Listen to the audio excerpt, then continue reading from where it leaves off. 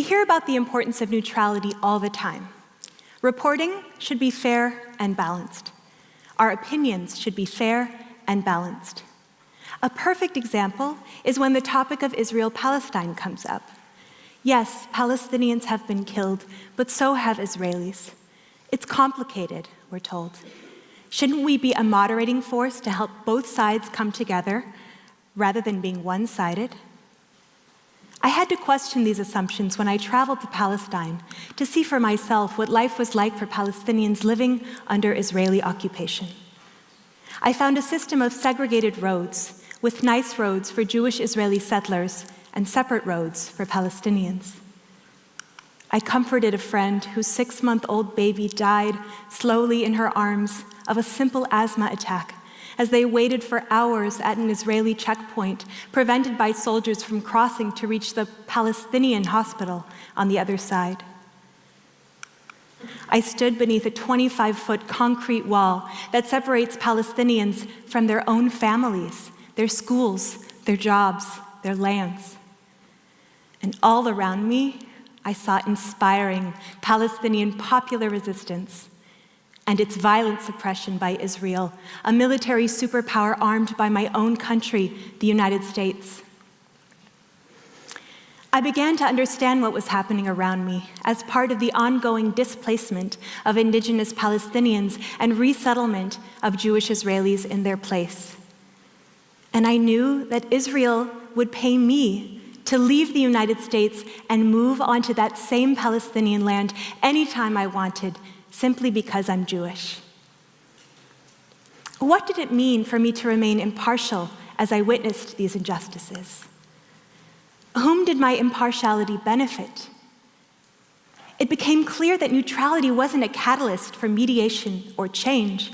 It was the exact opposite. It maintained the power imbalance exactly as it was, leaving the scales tipped in favor of those with power. The thing is, I had grown up like many Jewish Americans as a Zionist. That is, I supported a Jewish state in historic Palestine. My grandmother's stories of her escape from Nazi Europe and the murder of most of our family were deeply formative for me. I wanted so much to believe that a Jewish state could be a good thing. I was a balanced person, I told myself. I wanted peace for everyone, including Palestinians. I did not know at the time that Israel's Jewish majority could only exist with the removal of Palestinians. But deep down, I knew that there were contradictions between the important lessons that my grandmother had taught me and what Israel was doing to Palestinians in my name. Well, here's a surprise. When I finally gave myself permission to take a side and reject Zionism, I found a liberation I could never have expected. A liberation from my fear of the other. A liberation from the contradictions and the paralysis. I had worried that I would lose so much, but instead I had found exactly what I was looking for.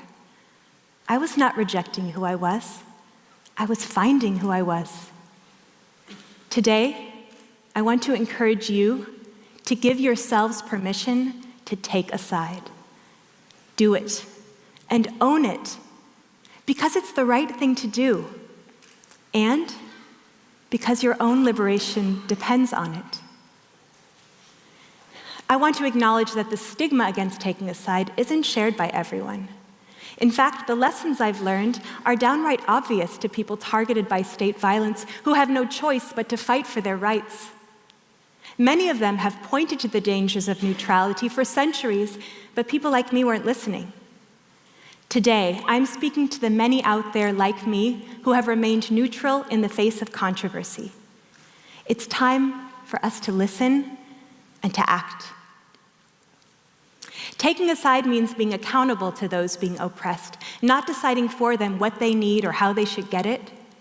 It means heeding their calls to action, which can look like starting conversations with your family and friends, engaging in campaigns like boycotts and divestment, and, when the time comes, stepping out of our comfort zones and taking to the streets. Let me ask you something.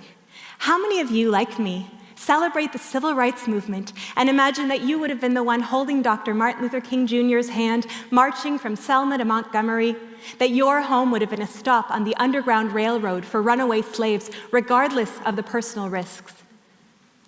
The thing is, it's easy to be against slavery and 1960s Jim Crow laws today, but we forget how controversial they were in their own time. We forget that the successes of the civil rights movement didn't come from legitimizing both sides, that slavery didn't end from bringing both sides together. Change happened because people took sides and took risks. Neutrality is a convenient illusion. On the streets of Ferguson, I saw the key to our collective liberation. Because white supremacy dehumanizes us all. It's killing Black, brown, and Native people quickly, and it's killing white people slowly. Our liberation is intertwined, just as the liberation of Jews cannot be realized without the liberation of Palestinians. When we stand together on the same side, not in coexistence, but co-resistance to injustice, we reclaim our own humanity. So what is the key to picking the right side when it comes to controversial issues of today? It's simple. There's a golden key. Look at who has power and who doesn't, and side with those who don't, who are seeking the rights that others take for granted. It only takes a small but critical mass to change the course of history. So go ahead, risk change, and take a side. And I'm not talking about siding with one racial or ethnic group against another.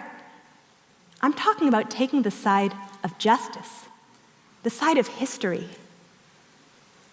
And you may be surprised to find exactly what you've been looking for all along. Because taking a side is the best thing that can happen to all of us. It allows us to realize the person we want to be for our neighbors, our children, our own integrity. Take a side, because this is the fight of our lifetimes. Thank you.